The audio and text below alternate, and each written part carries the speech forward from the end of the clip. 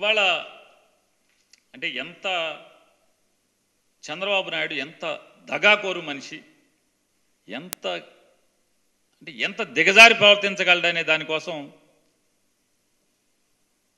పవన్ కళ్యాణ్ కానీ చంద్రబాబు నాయుడు గారు కానీ లేదా నా పురంధరేశ్వరి గారి ముగ్గురు కలిసి వాలంటీర్ల మీద విపరీతమైన విషం చిమ్మారు. వాలంటీర్లు అందరూ కూడా అమ్మాయిల్ని రెడ్ లైట్ల ఏరియాకి సప్లై చేస్తున్నారని చెప్పని, లేదా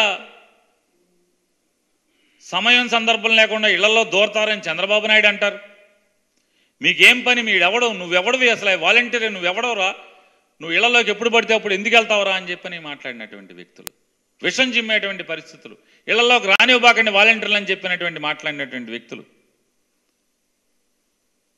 ఇవాళ కొత్తగా పల్లవ మార్చి 3 రోజులు 4 రోజుల క్రితం కూడా ఈ ఆర్డర్ రాకముందు, అంటే ఓ పక్కనేమో నిమ్మగడ్డ రమేష్ కుమార్తో ఈ వాలంటీర్ల ద్వారా పెన్షన్లు పంచనివ్వకూడదనేటువంటి ప్రయత్నం మొదలు పెడుతూనే, ఎందుకైనా మంచిది ఒకవేళ ఎన్నికల కమిషన్ కనుక దానికి స్పందించబోతే అన్నట్టుగా వాలంటీర్లందరూ కూడా మీకు నెలకి 50,000 రూపాయల ఆదాయం వచ్చేట్టు చూపిస్తాను తమ్ముళ్ళు, వాలంటీర్లందరూ కూడా మీ జీతం పెంచుతాను, మిమ్మల్ని పర్మనెంట్ చేస్తాను. మొన్నటి దాకానేమో ఎన్నికల కోడొచ్చేంత వరకునేమో వాలంటీర్లందరూ కూడా సంచులు మోసేవాళ్ళ, వాలంటీర్లందరూ రెడ్ లైట్ ఏరియాకి అమ్మాయిలను సప్లై చేసేవాళ్ళ, వీళ్ళందరూ కూడా దొంగలా, ఇళ్లలోకి దూరతారా? ఇవాళేమో వాలంటీర్లందరూ కూడా చాలా మంచివాళ్ళు, మీకు జీతం పెంచుతా, నెలకు 50,000 ఆదాయం చూపిస్తా, మిమ్మల్ని నేను కొనసాగిస్తా. ఎంత దగాకోరు మాటలు.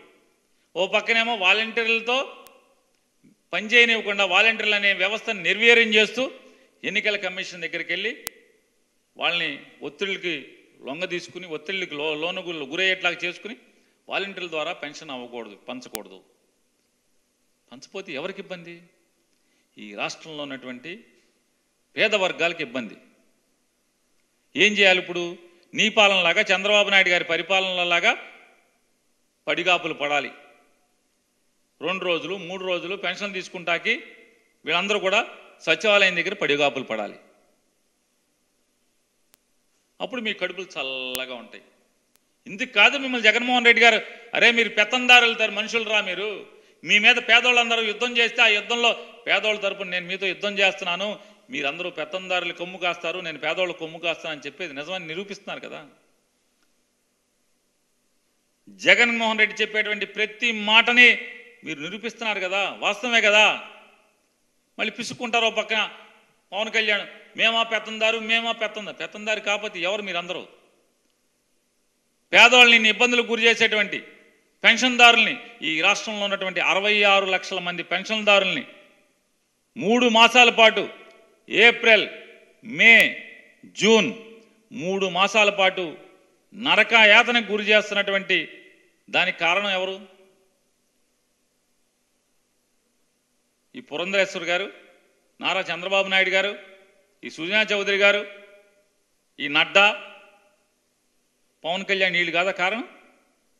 వీళ్ళే కదా. ఇప్పుడు 3 మాసాల పాటు ఈ పేదవాళ్ళందరూ 66 లక్షల మంది పేదవాళ్ళు, ముసలి ముతక వికలాంగులు 3 రోజుల పాటు 4 రోజుల పాటు సచివాలయాల దగ్గర పడిగాపులు పడి చంద్రబాబు పరిపాలనలాగా మళ్ళీ గుర్తుకొచ్చేట్టుగా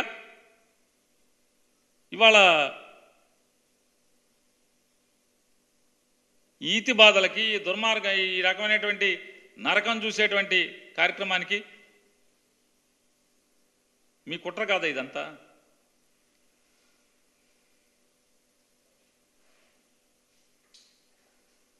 ఇది ఈ రకమైనటువంటి దుర్మార్గమైనటువంటి ఆలోచనని, ఈ తప్పుడు ప్రయత్నాన్ని, ఈ పెత్తందారి మనస్తత్వాన్ని రాష్ట్ర ప్రజలు తిప్పి కొట్టాలని చెప్పని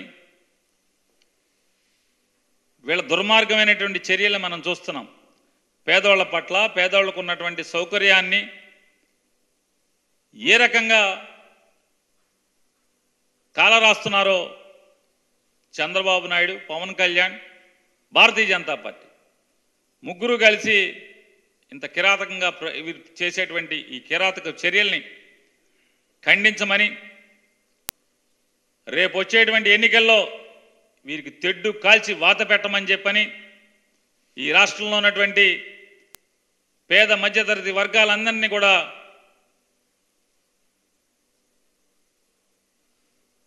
గుర్తు చేస్తూ, అలాగే పవన్ కళ్యాణ్ గారు కూడా మాట్లాడుతున్నారు. వారంటారు కాబట్టి వారు రోజు రోజుకి వారి మాటల పదును ముద్దుబారుతూ వచ్చేస్తుంది. 3 సంవత్సరాల క్రితం ఆయన మాటలు, 2 సంవత్సరాల క్రితం ఆయన మాటలు, 6 మాసాల క్రితం ఆయన మాటలు, ఇవాళ మాటలు. ఆయన ఈరోజు మాట్లాడుతూ పిఠాపురంలో నిన్న మాట్లాడుతూ ఆయన మాట్లాడతారు, అబ్బా నేను తొందరగా మాట ఇవ్వనబ్బా, నేను మాటిస్తే మాత్రం వెనక్కి వెళ్ళేది లేదు ఇక అంటే. నిజంగా ముచ్చటేస్తుంది. ఇంత చక్కగా, ఎంత బాగా నిజాయితీగా, ఎంత గొప్పగా నిజాలు మాట్లాడతారు సారు. భీమవరం వెళ్ళినప్పుడు కూడా, భీమవరంలో కూడా పాపం భీమవరం ప్రజలందరినీ కూడా నేను గెలిచినా ఓడిన భీమవరాన్ని వదలను, ఈ భీమవరాన్ని ఒక సుందర నగరంగా తీర్చిదిద్దుతాను, సాధారణంగా నేను మాట ఇవ్వను, మాటిచ్చానంటే వెనక్కి తగ్గేది లేదు, ఈ భీమవరం మీరు నన్ను ఓడించినా సరే ఇక్కడే ఇల్లు కట్టుకుని నేను ఇక్కడే సెటిల్ అయిపోతాను భీమవరంలో, ఇక నాకు సినిమాలు నాకేం వద్దు, ఈ భీమవరం బాగు చేతే, భీమవరం ప్రజల సేవే, నేను ఊపిరి ఆగిపోయేంత వరకు నేను భీమవరంలో ఉండిపోతానని చెప్పారు. వారు అక్కడ కూడా ఇలాగే నిజాయితీగా మాట్లాడారు. ఇవాళ పిఠాపురంలో కూడా అదే నిజాయితీతో మాట్లాడుతున్నారు. నేను పిఠాపురంలో ఇల్లు కట్టుకుంటాను, ఈ పిఠాపురంలో ఆయన ఎవరో దేవుడి పేరు చెప్తాడు మాట మాటికి పాపం, దత్తాత్రేయ స్వామిని. ఇంకోటి కూడా చెప్పాడు, మొదటి చర్చ అక్కడంట. మొదటి చర్చ అక్కడ ఎందుకు ఉందండి? ఇప్పుడు ఆయన 1900 ఎప్పుడు చెప్పాడు సార్, ఎప్పుడు సార్ అది ఎవరికైనా గుర్తుందా? 1905లో. అసలు ఈ భారతదేశానికి ఆంధ్రప్రదేశ్ రాష్ట్రంలో డచ్, ఫ్రెంచ్, బ్రిటిషు ఈ ముగ్గురు వచ్చినప్పుడే క్రిస్టియానిటీ తీసుకొచ్చారు కదా.